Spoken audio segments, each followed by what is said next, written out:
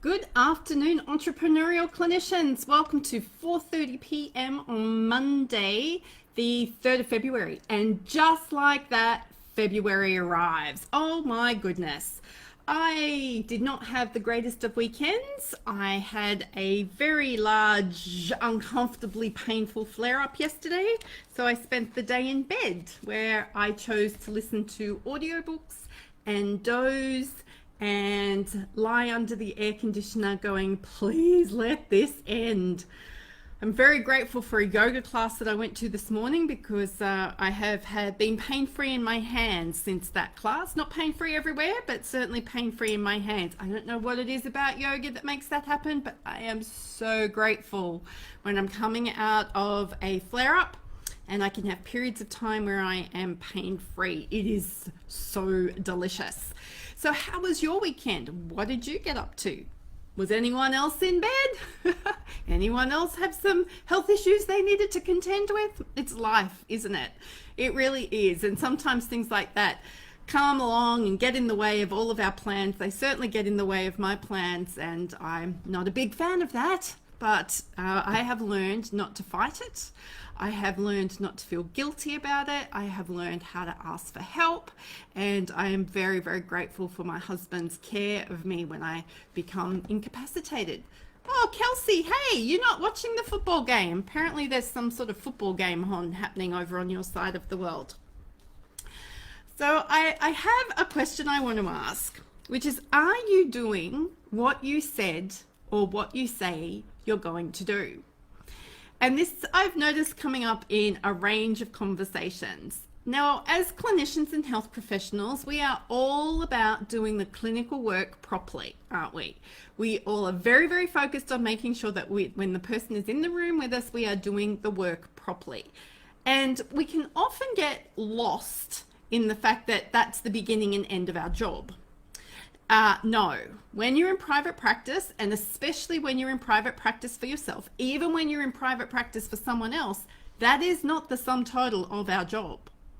We actually have a responsibility outside of the room to our clients as well as inside of the room to our clients. Outside of the room to our clients does not mean free treatment or therapy at all. That is not what I'm talking about. What I want to talk into here is, are you doing what you say you're going to do? So are you following up? Are you providing information when you said you're going to provide information? Are you charging for cancellations if you have a policy that says I charge for cancellations? Are you enforcing your policies, particularly around rescheduling? Or are you, like so many other people on the interwebs, getting frustrated and annoyed at your clients that you are not actually enforcing your own policies and procedures around because they're not obeying your policies and procedures, yet you're behaving in a way that tells them that your policies and procedures don't matter? Kind of a little bit sick of it. And you don't understand, you think you're being nice. You think, oh, I'm not going to charge them for this time. I'm not going to enforce that policy that time. Oh, they had a thing happen, or they had a this happen, or they had a that happen. Great. If that is a part of the way you want to do business, that's wonderful. And please just get rid of the policy that says, if you cancel within 24 hours, I'm going to charge a credit card. Or if you are unable to reschedule in these time frames, then I'm sorry, but I can't help you, but I can help you find someone else. Because you might think you're actually being nice, but actually what that's about is about your unwillingness to be uncomfortable and have an uncomfortable conversation. But you're doing yourself, but you are doing your client an incredible disservice. You see, when we don't do what we say we're going to do, we're actually not acting with integrity and we're breaching trust. Yes, I kid you not, when we don't do what we say we're going to do, people stop trusting us, which means the stuff that we do inside the room is actually going to lose its momentum and its cut through. 20 years of this experience tells me I know what I'm talking about here. And I find it incredibly interesting that when you ask any health professional what their values are, so a lot of business coaches and consultants will do an activity to help elicit values. Personal values and business values, they're one and the same. Anywho, let's not get into Joe's problem with values. But the things that always come up these days are authenticity, vulnerability, and integrity. So how is it that you're being authentic when you say to somebody, this is my policy around cancellations, and then you don't follow through with it? And how is that demonstrating integrity when you say, this is my cancellation policy, but you don't follow through with it? Or this is my rescheduling policy, and you don't follow through with it?